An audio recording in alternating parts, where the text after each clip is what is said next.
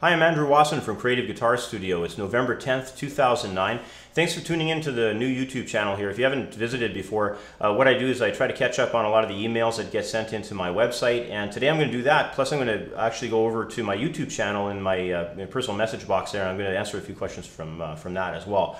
So let's just get started. I'm kind of on a tight time schedule today. I got to get out of here and meet up with a vocalist. We're going to be doing some recording tonight. So the first question comes to us from Pat. He's writing in and says, "Hey Andrew, I'm really trying to improve my soloing. I know the major scales and the minor pentatonic, but I have trouble playing licks. What are some examples of licks that I can learn to incorporate into my playing so it won't sound dull or boring?"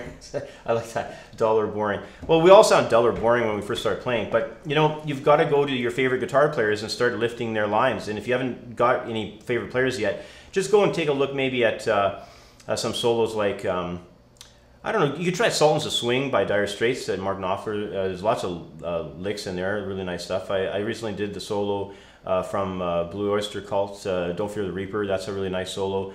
Some good licks in there too. Also, you can maybe check out Jimi Hendrix's Purple Haze. You know, that's kind of a different solo. It's sort of odd, but there's some good licks in that. Any Hendrix stuff, really, get it, you know, dive into Hendrix a little bit. Not that long ago, I did the solo from Eric Clapton's Layla, the unplugged version. That's a great song. There's also nice licks spread throughout that tune as well. There's some really nice stuff in there. But yeah, I mean, even like learn the solo from Stairway to Heaven by Jimmy Page. I mean, that solo is great. You could also learn the Eagles, Hotel California. That song has a lot of nice licks in it, plus it has a great solo as well. So I mean, you know, it's endless. There's so much stuff out there, but basically that's what you got to do. You got to basically learn other people's stuff. Okay, let's go to another question here. This one is from Ivan. It's a short question. It says, what is the first thing I have to do to start playing guitar? Like that's short and sweet. Well, first of all, you need a guitar. If you're unsure of whether you want to do this or not, go and rent one. I mean, I don't know what you or where you live, but this is just a Hotmail address, so I don't know where you're living. But basically, in my town, I mean, you can rent a guitar for $10 a month, and you know, so you have it for 3 months. Try it out, and you know, get yourself a teacher. That's a really important thing too. And get a good teacher. You know, try to go to somebody who's teaching out of their home, or someone who actually runs their own studio.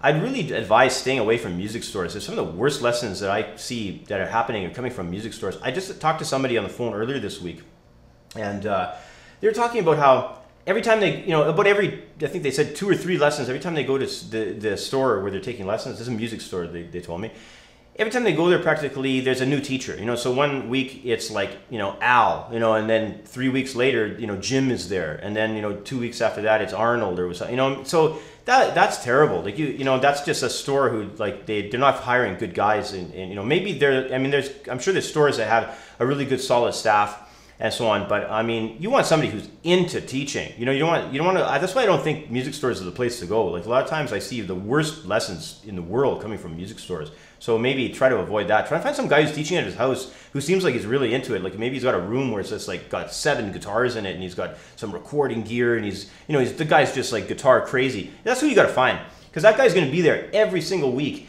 And you know, like with me, I mean, I like live and breathe out of this studio. I'm here all the time. You can ask my students. I like never cancel on them. And when I do, the odd case, I mean, I'm probably sick or something, or you know, something really, you know, something came up where I had to cancel a class, you know. But that's rare. Like I put my teaching first and foremost, and that's kind of what you want to find. So anyway, get a good guitar and get a teacher, and that's what you got to do. That's the first things, you know.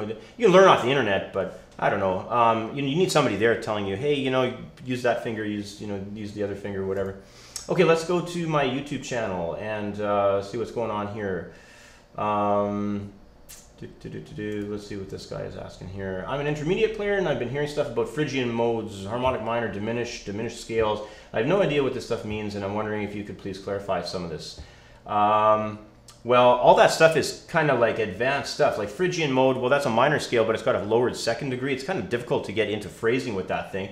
Harmonic minor, well, that's a scale that's a minor scale, but it's got a raised 7th, and it's only really going to be used over top of certain chords that will appear. It's, you know, dominant 7th 5 chords in minor keys, or maybe major, you know, 5 chords. You can use it on power chord progressions, like Yngwie Malmsteen uses it like crazy.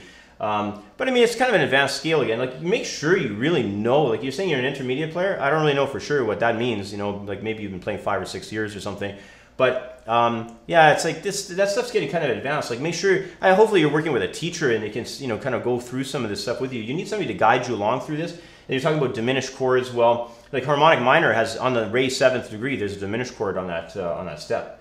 Then it's talking about diminished scales. That's a really difficult thing to phrase with. Like if you don't even know what Phrygian mode is, the chance of you really being able to phrase and use diminished scale is almost like nil. So yeah, I think it sounds like you kind of need a teacher to guide you along through this stuff. If you're a beginner student, sometimes you can hack away through things for several months without a teacher. But you know, if you're already an intermediate teacher, if you're already an intermediate student and you don't have a teacher, you may want to look into getting a teacher. This one looks like an interesting question. I get a lot of these questions. YouTube partnership. Andrew, I see you have YouTube partnership. Is it true that I heard YouTube partnerships were lousy? How much money do you make on YouTube?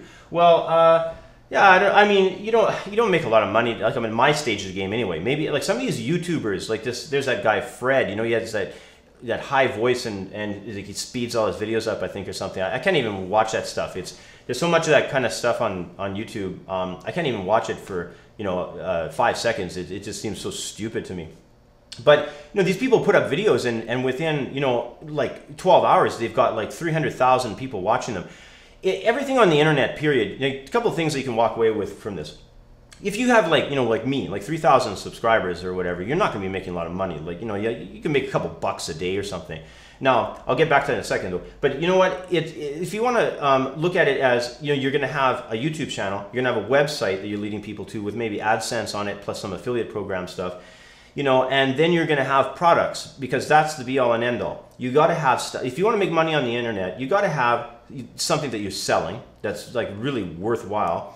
And you have to have a service that you're offering too. Like you have to be promoting something that you're really doing in real life. I mean, there's some people, I guess they can make a decent living on the internet and that. And I mean, I guess there's even YouTubers that can make, a lot of money on the internet too. I've read some articles about people making, $5,000, $6,000, $7,000 a month on YouTube. But I mean, these people would have to have, to do that, man, you'd have to have like, gosh, like, millions of views a month. You'd have to be like a YouTube star to do that. So it's like, don't think that you're gonna maybe get a YouTube channel and if you have, even maybe 6,000, 7,000 subscribers, like you can be making a lot of money. You probably, even with that, I mean, I don't know. I could see it maybe if you had 25,000 subscribers and you had just like loads of videos up. Let's say if you had like, 400 videos up or something. Maybe, yeah, you could be earning, a couple $1,000 at least a month doing it. But, I mean, still, like, how can you live off like $2,000 a month? That's not enough money to survive in life. So, anyway, I gotta go. I gotta head out. But I tried to answer, a couple questions off of my YouTube channel today. I'm gonna try and do this bounce back and forth a little bit because I really get different kinds of questions a lot of times off my YouTube channel. Anyway, take care, and I'll try and shoot another video up later this week if I can. It's kind of a busy week for me, so we'll see how it goes. But thanks for tuning in. Thanks for watching these, and we'll catch up with you next time. Take care.